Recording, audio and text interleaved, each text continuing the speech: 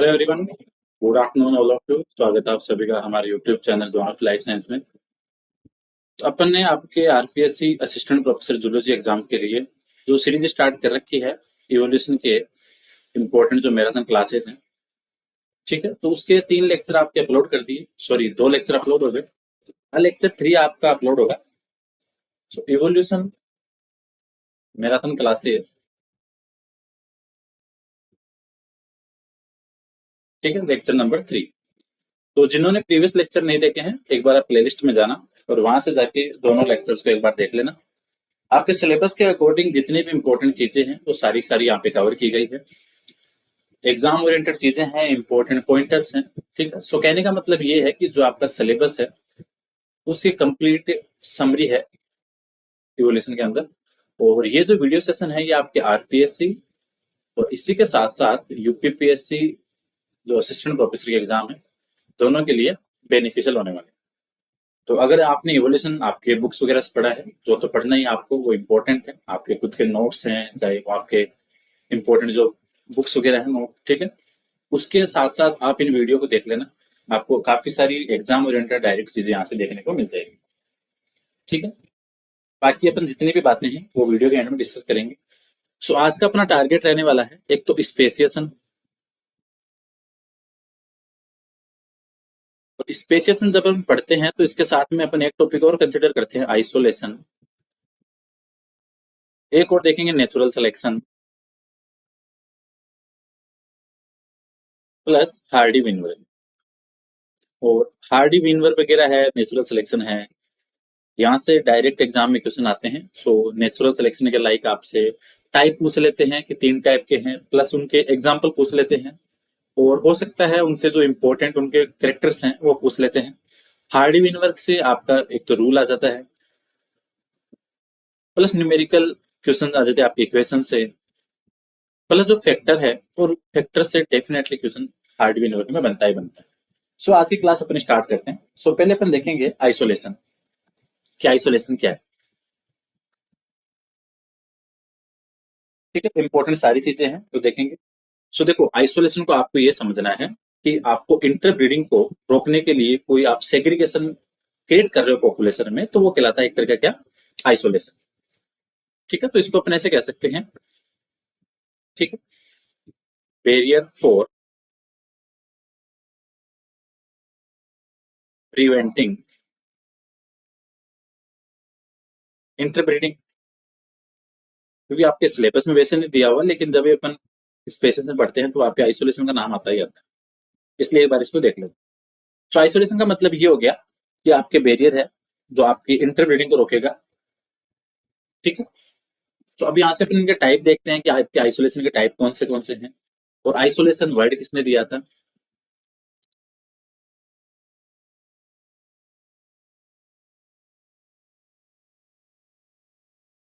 ठीक है, तो ये आपके आइसोलेशन है, ये क्या करेगा, आपके लीड करेगा, lead to origin of new species.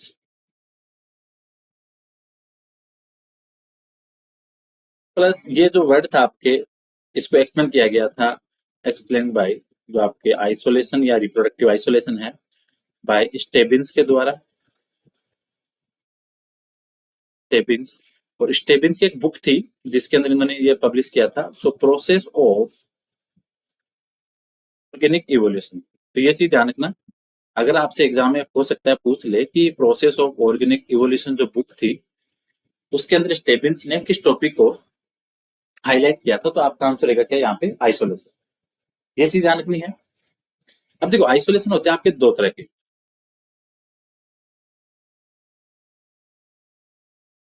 एक तो है pre zygotic, that means zygote बनने से पहले अगर आप कोई बैरियर वहां पे क्रिएट करोगे, then we will say pre zygotic.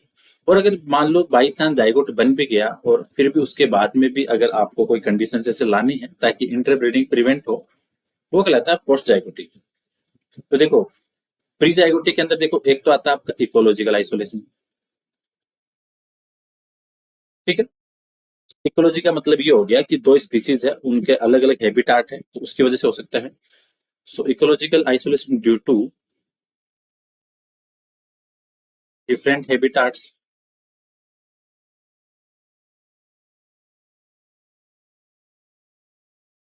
Temporal भी हो सकता है, ठीक है। तो इसका मतलब ये हो गया कि जो ब्रीडिंग सीजन है वो अलग अलग हो सकता है ड्यू टू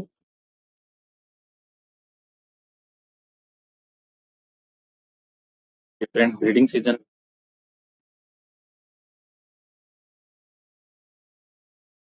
फिर आपकी बिहेवियरल आइसोलेशन भी हो सकता है,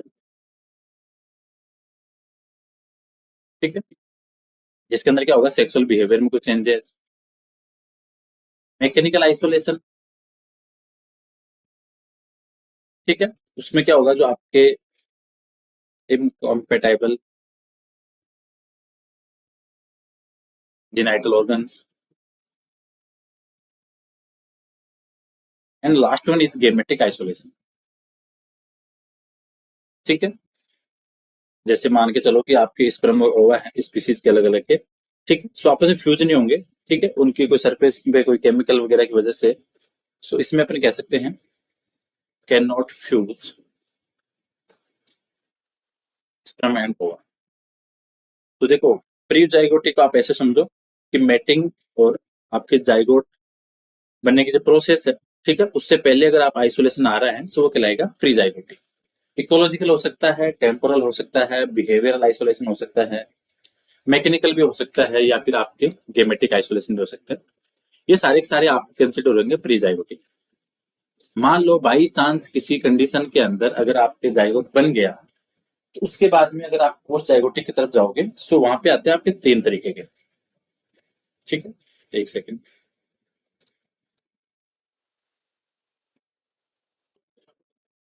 जाइगोटिक, जाइगोटिक में एक तो है आपका हाइब्रिड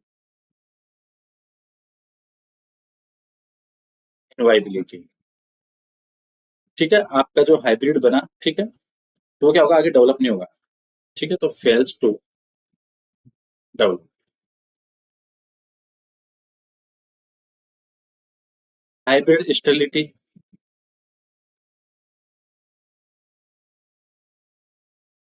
ठीक है, इसके अंदर ये है कि आपके जो एडल्ट है हाइब्रिड वाले, ठीक है, वो क्या है, स्टेराइल है, तो गेमेट ही नहीं बन पाएंगे। Adult are sterile.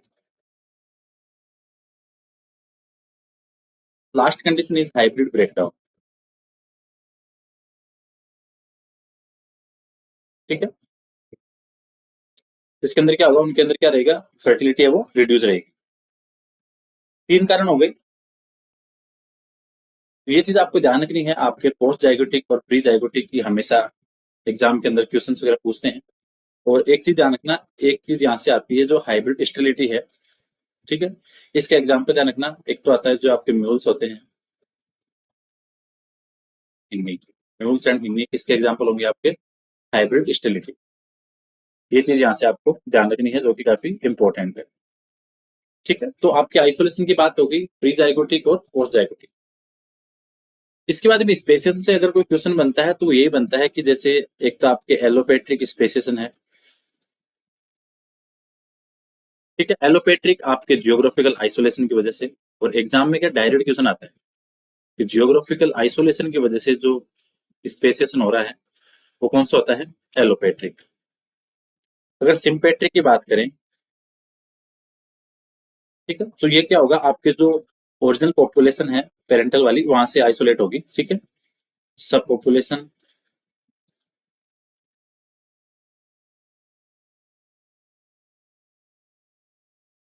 Become reproductively isolated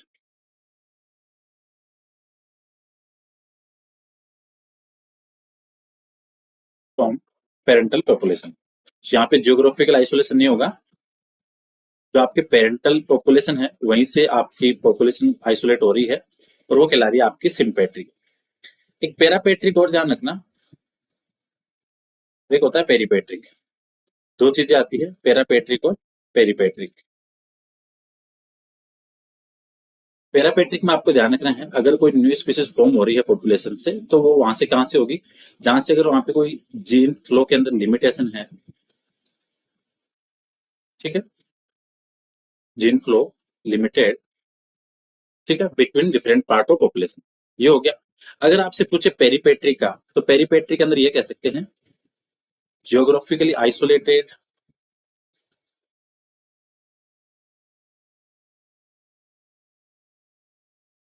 the periphery. ठीक, अगर पेरिफ्री से जो आपके लार्ज पॉपुलेशन है, on the periphery of large population. अगर मान लो आपके को पॉपुलेशन है और उसका पूरा एरिया है, इसी एरिया में रह रही है, और उसकी पेरिफ्री से अगर कोई पॉपुलेशन आइसोलेट हो रही है, वो कहलाती है आपकी क्या, पेरीपेट्रिक। तो पैरापेट्रिक, पेरीपेट्रिक, सिम्पेट्रिक और एलोपेट्रिक। और जियोग्राफिकल आइसोलेशन वाला क्वेश्चन हर एग्जाम में अगर आइसोलेशन से क्वेश्चन, सॉरी, स्पेसेस से अगर क्वेश्चन बनता है तो हमेशा आपके एलोपेट्रिक से बनता है। या तो ये पूछेंगे कि एलोपेट्रिक स्पेसेस क्यों हुआ, तो आंसर होगा जियोग्राफिकल आइसोलेशन। या अगर पूछेंगे जियोग्राफिकल आइसोलेशन की वजह से स्पेसेशन कौन सा हुआ, तो आपका एलोपेट्रिक हो गया। ये बातें हो गई। इसके बाद में आपका टॉपिक आता है जो सबसे इंपॉर्टेंट रहता है, वो रहता है आपका नेचुरल सिलेक्शन। काफी इंपॉर्टेंट टॉपिक है, हर एग्जाम में क्वेश्चन आता है। ठीक है, नेचुरल सिलेक्शन।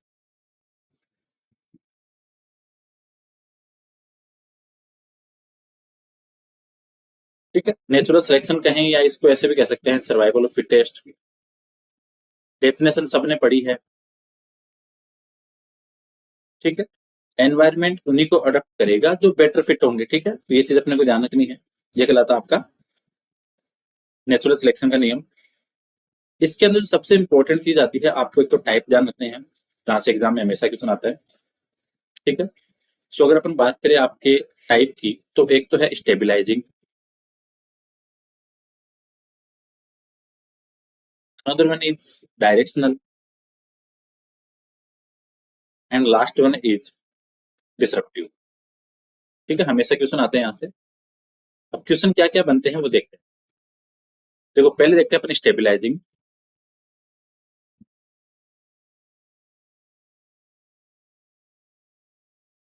ठीक है, यहाँ से जो एक्सट्रीम वेरिएंट होंगे उनका तो एलिमिनेशन होगा, और फेवर किसको किया जाएगा, जो आपके एवरेज फिनोटाइप है। ठीक है, सो फेवर, क्योंकि बात किसकी हो रही है, स्टेबिलाईजिंग की। Favour the average phenotype. ठीक है, ये चीज आपको ध्यान रखनी है। और यहाँ पे एनवायरमेंट कैसा रहेगा, ऑलवेज ऑपरेट इन एनवायरमेंट, क्योंकि आपके स्टेबिलाईजिंग है तो इसके लिए आपको कंडीशन कैसी चाहिए, एकदम स्थिर चाहिए, कॉन्स्टेंट एनवायरमेंट। तो ये चीज आपको ध्यान रखनी है। ठीक है, सेकंड आता है आपका डायरेक्शनल। डायरेक्शन का मतलब ये है कि कोई भी पीक आपकी जा रही है, सिर्फ एक साइड में जा रही है। ठीक है, फेवर, एक्सट्रीम वैल्यू,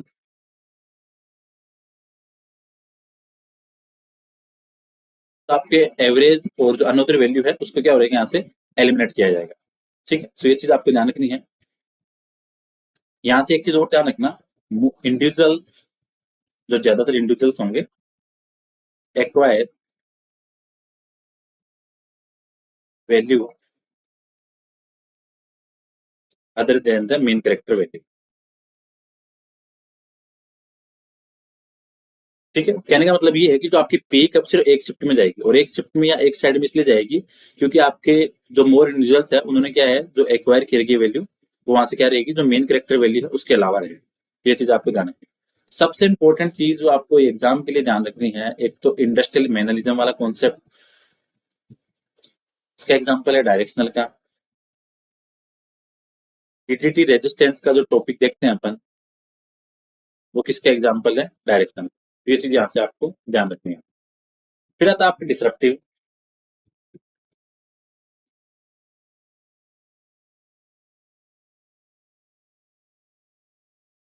ठीक है, तो इसके अंदर क्या रहेगा, एवरेज वैल्यू हमेशा रिजेक्टेड रहेगी। नाम क्या है इसका, डिसरप्टिव, नाम से पता चल रहा है। ठीक है, बोथ एक्सट्रीम सेलेक्टेड। जब आप इसका डायग्राम देखोगे तो वहां से पता लगेगा। एग्जाम्पल यहाँ से आपको ध्यान रखना है कि जो सेल के अंदर, सॉरी, जो आपके मोलस्क लिम्पेट है उनके अंदर सेल पैटर्न है, cell pattern in limpets is example of disruptive. तो अगर इंडस्ट्रियल मैनेजमेंट की बात करें या फिर आपके डिट्टी की बात करें, तो वो तो एग्जाम्पल किसमें आएंगे, आपके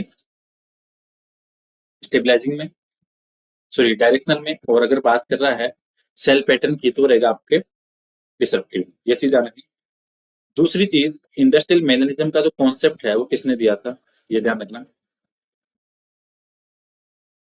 फिनोमेनल स्टडी की गई थी, ये था आपके बर्नार्ड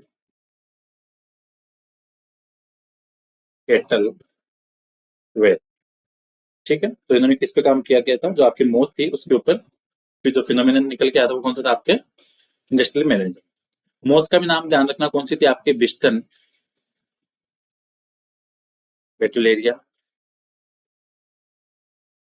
ठीक है, तो ये चीज यहाँ से इंपॉर्टेंट थी, एग्जाम में हमेशा क्वेश्चन आता है, तो उसके अकॉर्डिंग ये चीज भी ध्यान रखना। फिर आता है आपके हार्डी विनबर्ग।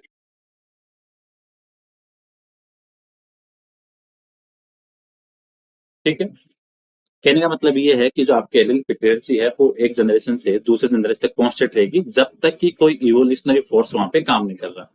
ठीक है, बराबर रहेगी। अगर कोई इवोल्यूशनरी फोर्स काम किया तो उसके अंदर चेंजेस आएंगे। ठीक है, और अगर चेंजेस आते हैं तो उसको क्या क्या नाम देते हैं वो भी देखते हैं। तो इक्वेशन एक तो हमेशा पूछते हैं, P square plus 2pq plus Q square. ठीक है, बराबर 1। ठीक है, पी आपका डोमिनेंट है, क्यू आपका रिसेसिव है। सो एक तो आपकी न्यूमेरिकल की पूरी प्रैक्टिस रखनी है, ये ध्यान रखना। दूसरी चीज जो सबसे इंपॉर्टेंट आपको एग्जाम में जो क्वेश्चन हमेशा पूछते हैं कि जो 5 फैक्टर हैं वो कौन से हैं जो हार्डी विल्बर इक्विलिब्रियम है उसको इफेक्ट करेंगे। सो देखो, जेनेटिक ड्रिफ्ट आएगा एक तो, म्यूटेशन,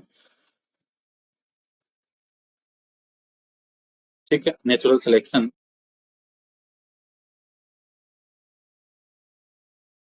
ठीक है, और आपके माइग्रेशन और रैंडमेटिक। ठीक है, तो ये चीज आपको ध्यान रखनी है, यहाँ से हमेशा क्वेश्चन पूछते हैं एग्जाम में, सो ये चीज ध्यान रखना। जो फैक्टर वाला कॉन्सेप्ट है वो हमेशा आता है एग्जाम में। फिर जेनेटिक ड्रिफ्ट से क्वेश्चन बन जाते हैं, जिसके अंदर आपकी ये है कि भाई एलेनिक फ्रीक्वेंसी है वो 22 चांस चेंज हो रही है रैंडमली, जेनेटिक ड्रिफ्ट। ठीक है, इसको कह सकते हैं जीन या एलेनिक फ्रीक्वेंसी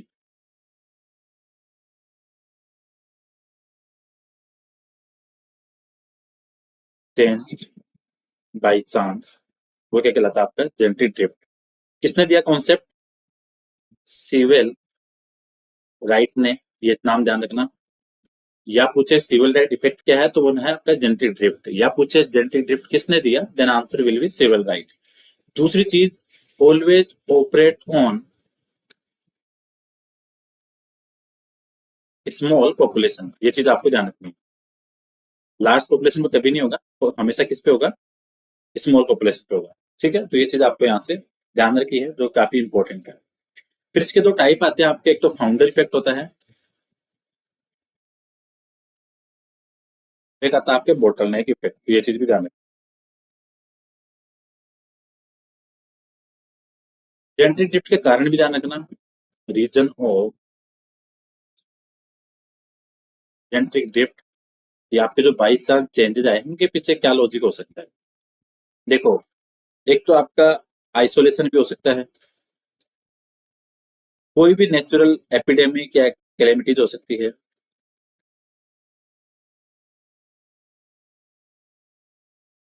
या यहाँ पे हैबिटाट फ्रेगमेंटेशन हो सकता है। तो 3 रीजन है मेन मेन इसके, ये ध्यान रखना।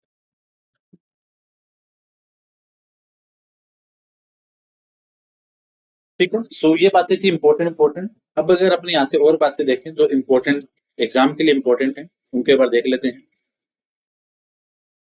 जो कुछ जो इम्पोर्टेंट वन लाइनर चीजें हैं इनका थोड़ा ध्यान रखना, जहाँ से एग्जाम में क्वेश्चन बन सकता है, तो इनको नोट कर लेना। देखो, अगर पूछे कि अर्लिएस्ट ऑफ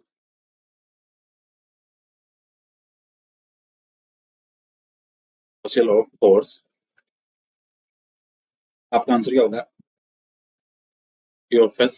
ठीक है, जो मोस्टली आपके फोसिल होते हैं, मोस्टली कॉमन फोसिल, तो उससे होते हैं petrified,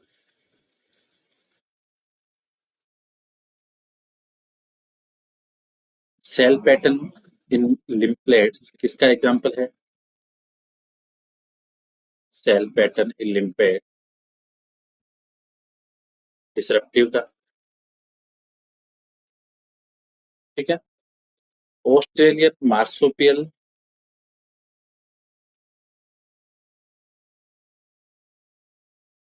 and placental mammals,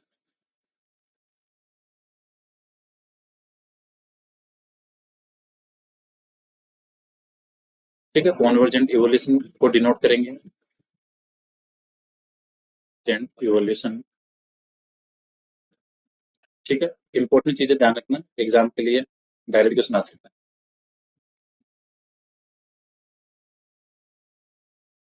speciation term किसने दिया? स्पेसिएशन टर्म ओराटर एफ ओ, ठीक है, ओराटर एफ ओ, ये चीज ध्यान रखना। ये किसने बताया कि आइसोलेशन है इंपॉर्टेंट है किसके लिए? इवोल्यूशन के लिए आइसोलेशन इंपॉर्टेंट फॉर इवोल्यूशन, बताया वेगनर ने, ठीक है। आइसोलेशन की जो मैकेनिज्म है वो किसने बताई?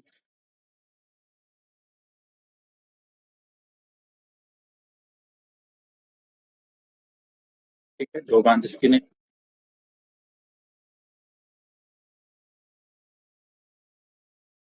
ये बात किसने बताई कि जेनेटिक वेरिएबिलिटी,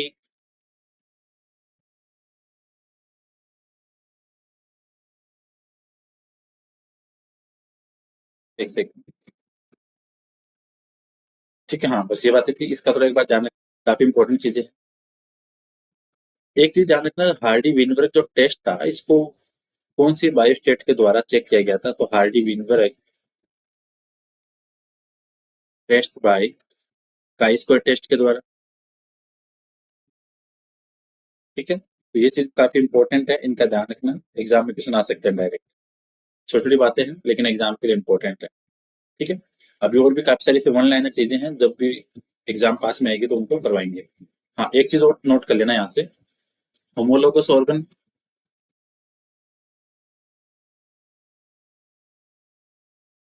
ठीक है। तो यहाँ से देखो, इसके अंदर होमोलोगस के एग्जाम्पल देखना, फोर लिम्ब किस किस की? Whale, bat, cheetah and human. तो ह्यूमन, वेल, बेट और चीता की जो फोर लिम्ब है सारे के सारे परफॉर्म कर रहे हैं as a homolog, homologous organ है। कहने का मतलब उनका ओरिजिन सेम है, फंक्शन उन सबके अलग अलग है, ठीक है।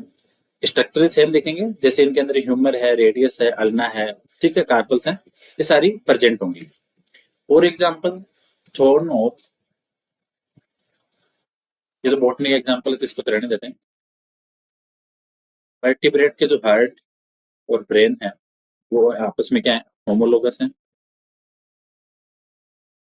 माउथ पार्ट ऑफ इंसेक्ट्स, क्योंकि देखो माउथ पार्ट काफी अलग अलग टाइप के होते हैं इंसेक्ट्स में, सो काम तो सबका अलग अलग रहेगा, कोई आपके च्यूमिंग टाइप का, कोई बाइटिंग टाइप का, कोई लेपिंग टाइप का, लेकिन ओरिजिन उन सबका आपको सेम सा मिलेगा। Testis in male and ovary in female क्या है? होमोलोगस। ये चीज आपको यहाँ से ध्यान रखनी है। एनालोगस की बात करें, ठीक है, wings of butterfly and birds,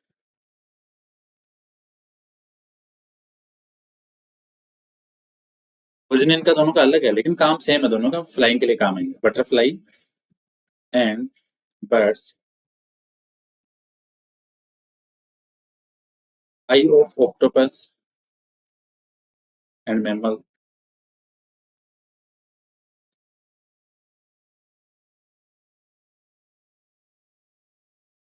ठीक है, sting of bee and scorpion, ठीक है, और बिच्छू का जो डंक है वो आपस में क्या है? एनालोगस है। सबसे इंपॉर्टेंट जो एग्जाम में क्वेश्चन आता है कि आपके अर्थवर्म की क्लोरोगोगन सेल और वर्टिब्रेट का लीवर दोनों का काम सिमिलर क्या है? एक्सक्रीटरी है, ये चीज आना। क्लोरोगोगन cell of earthworm and liver of vertebrate।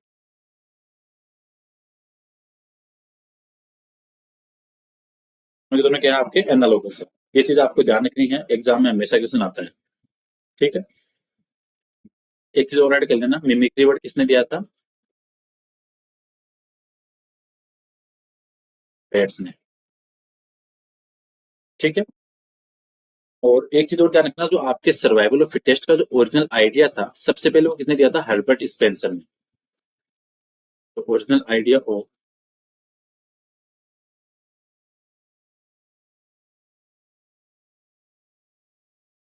Survival of fittest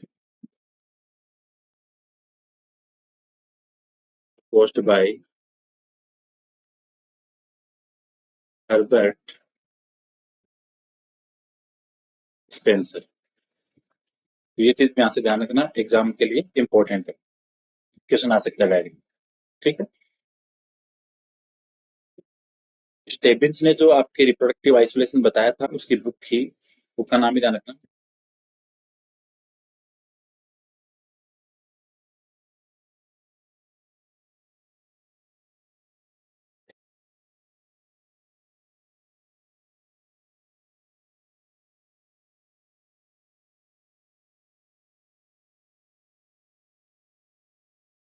ठीक है, हाँ लिख दिया, प्रोसेस ऑफ ऑर्गेनिक एवोल्यूशन, तो ये भी ध्यान रखना, पहले से लिखा हुआ है, एग्जाम के लिए इंपॉर्टेंट है, ध्यान रखना इस चीज का भी। क्वेश्चन आता है आपके, एक तो बुक है ओरिजिन ऑफ स्पीसीज, जो तो आपके डार्विन की है, एक बुक और है उसी के जैसा सिमिलर नाम देखने को मिलेगा, बुक का नाम है genetic and the origin of species. ये किसने दी थी?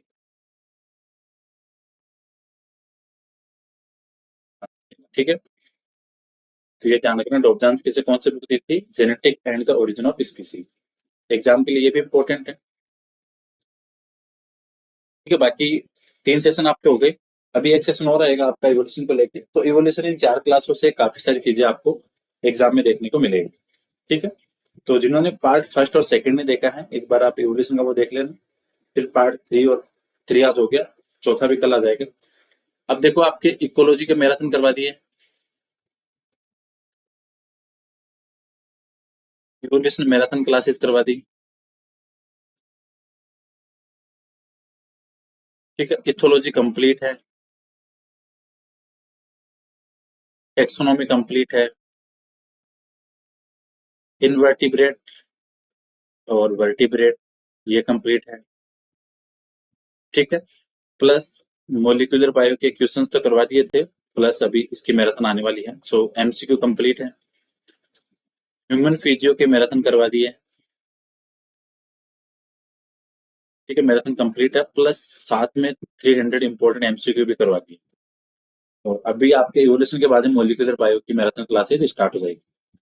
ठीक है, सेल जंक्शंस आपके करवा दिए, सेल सिग्नलिंग बाकी है, एक एपोप्टोसिस और कैंसर, तो वो भी मैं मैराथन क्लासेस में करवा दूंगा, सो उनको आप देख लेना।